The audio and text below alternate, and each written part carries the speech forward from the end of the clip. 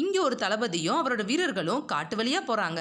அப்போ டயர்டா இருக்குதுன்னு ஒரு இடத்துல ரெஸ்ட் எடுக்கிறாங்க. இந்த தளபதிக்கோ காது கேட்காது. அவன் அங்க உள்ள ஏரியில தண்ணி குடிக்கலாம்னு போறான். அப்ப தண்ணிக்குள்ள தங்க காசு கிடக்கு. இவன் அந்த காசை கையில எடுத்ததும் ஏரிக்குள்ள இருந்து ஒரு பொண்ணு வெளியில வந்து பயங்கரமா கத்திக்கிட்டே தண்ணி மேல டான்ஸ் ஆடுறா. அந்த பொண்ணோட உடம்பு ஃபுல்லாவே தங்கமா தான் இருக்கு. அவ கொடூரமா கத்துற சத்தம் கேட்டு அங்க உள்ள எல்லா வீரர்களும் பைத்தியம் பிடிச்சு அங்கிட்டு இங்கிட்டுன்னு ஓடுறாங்க.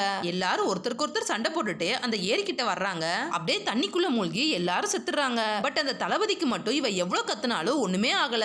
அவனுக்கு காது கேட்காததால இவ கிட்ட இருந்து தப்பிச்சு காட்டுக்குள்ள ஓடுறான். அப்படியே நைட்டும் ஆகுது. இவன் அங்க உள்ள ஒரு நதிக்கு பக்கத்துல தூங்கிடுறான். அப்ப திரும்பவும் அந்த பொண்ணு தண்ணிக்குள்ள இருந்து வெளியில வந்து இவன் பக்கத்துல படுத்து தூங்கிடுறா. காலையில இவன் எழுந்ததும் அவ பக்கத்துல இருக்கத பார்த்துட்டு வேமா அவளை பிடிக்க பாக்குறான். பட் அவ எப்படியோ தப்பிச்சு தண்ணிக்குள்ள போயிடுறா. இவனும் பின்னாடியே வரட்டிட்டே வர்றான். அவள ஒரு அருவிக்கு மேல நின்னு டான்ஸ் ஆடிட்டே இவன் கிட்ட வர்றா. இவனும் அவ கூட டான்ஸ் ஆடுற மாதிரி நடிச்சு அவ அசந்த நேரம் அவ தலையிலேயே முட்டி அவளை கொன்னுறான். அப்புறம் அவ உடம்புல உள்ள எல்லா தங்கத்தையும் பிச்சு எடுக்கிறான். அந்த தங்கம் எல்லாம் இவளோட உடம்புக்குள்ள இருந்துதான் முளைச்சு வந்திருக்கு. இவன் அவளோட உடம்பையே பிச்சு தங்கத்தெல்லாம் வெளியில எடுத்துட்டு அவளை தண்ணிக்குள்ள தூக்கி போடுறான். இவ தண்ணிக்குள்ள விழுந்ததும் தண்ணி ஃபுல்லா ரத்த மாதிரி மாறிடுது. இவனும் தங்கத்தை தூக்கிக்கிட்டே நடந்து போறான். அப்போ தாகமா இருக்குதுன்னு நதியோட தண்ணியை குடிக்கிறான். பார்த்தா அது ஃபுல்லா ரத்த கலர்ல இருக்கு. இவன் அந்த தண்ணியை குடிச்சதும் இப்ப அவனோட காது நல்லா கேட்க ஆரம்பிச்சிருது. அப்போ செத்து போன அந்த பொண்ணு தண்ணிக்குள்ள இருந்து வெளியில வந்து பயங்கரமா டான்ஸ் ஆடுறா. கொஞ்சம் கொஞ்சமா அவளோட உடம்புல தங்கமெல்லாம் மறுபடியும் முளைக்க ஆரம்பிக்குது. அப்படியே அவ கத்திக்கிட்டே டான்ஸ் ஆடுறா. இப்போ இவனுக்கு காது கேட்கறதால இவனுக்கும் பைத்தியம் பிடிச்சு தண்ணிக்குள்ள போறான். அப்படியே கொஞ்ச நேரத்துல மூச்சு விட முடியாம